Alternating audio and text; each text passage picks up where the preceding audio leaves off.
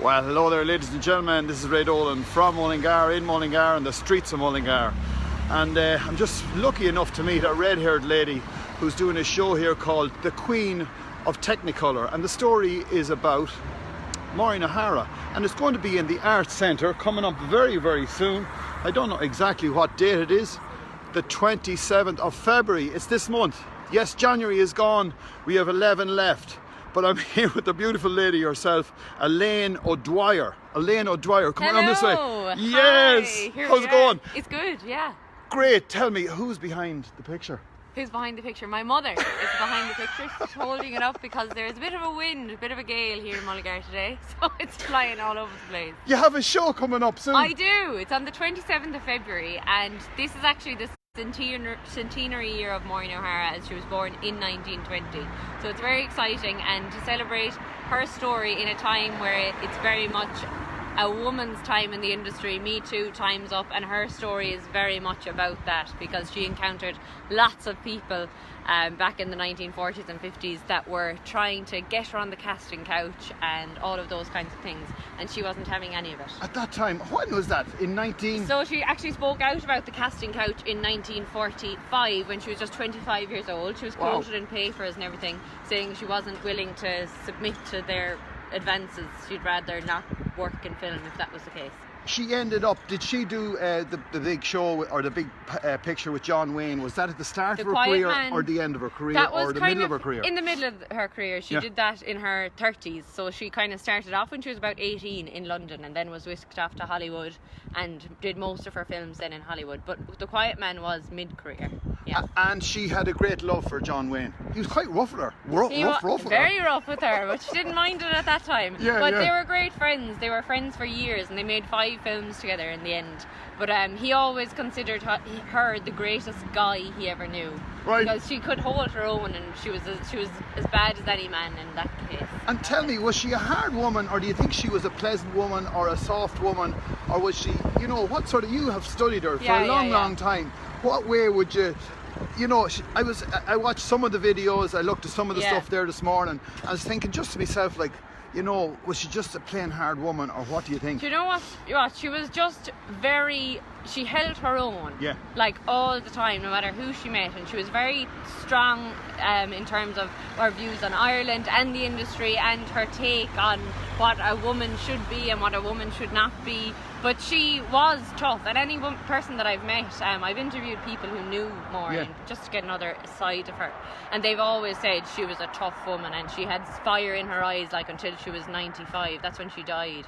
So she was just, all the way through, she was just a hard woman. Pat, tell me, did she get married? She got married 3 times. Wow. Yeah. She loved wedding cake. Loved wedding cake. He's wicked.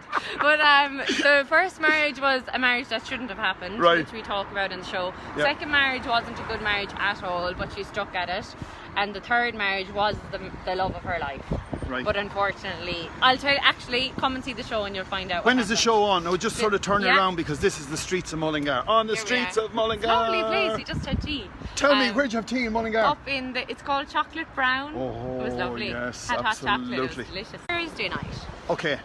So just before your weekend, and the whole show, in and out. You'll be in and out in an hour and a half. There will be an interval. But it's a great night out, and you'll definitely come away thinking, Jesus, I didn't know that about Maureen. She had an interesting life. How many shows are you going to do? Altogether, there's 14 shows across Ireland. When does it start? Hello, how's it going? The 21st of February, which is down in Limerick. 21st of February, and you're from Limerick? Yeah. How did you manage to think of this, or where did this idea come up from? It came up back in 2017. All the stuff about Weinstein and sexual harassment was being surfacing in the industry, and then she came up, Maureen's life came up in different things because of how she felt about harassment and all this crack.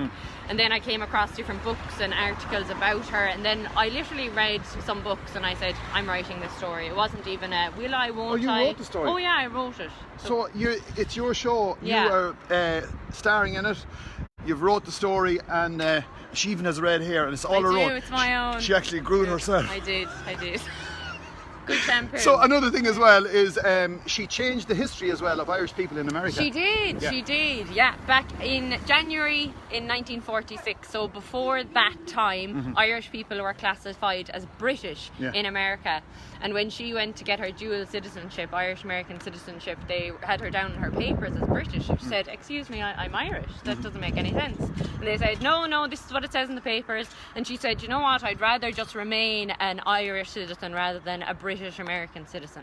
So she got her way in the end and was the first Irish-American citizen ever. And that was in 1946. The show is called The Queen of Technicolor. It's on the 27th here in the Arts Centre from Mullingar, in Mullingar.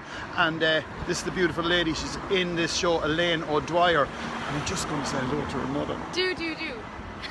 Mommy. Hello. Mommy, you're on tour. I'm on tour.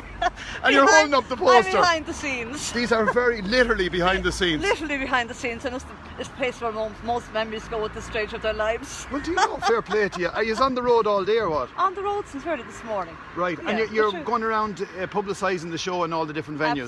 Absolutely. So you have to do this for your daughter. Yeah. And have you Especially many when she's a kids? star. I have 4. Genie I have God, you 4. must be on the And road full time. She's the baby, but the most vibrant.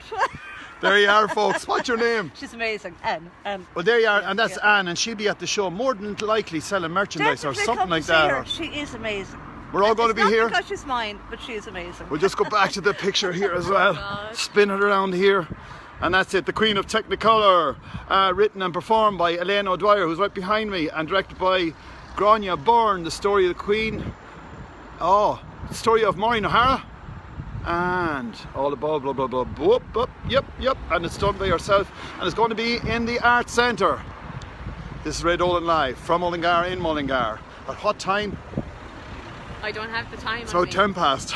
About 5:10. Good luck.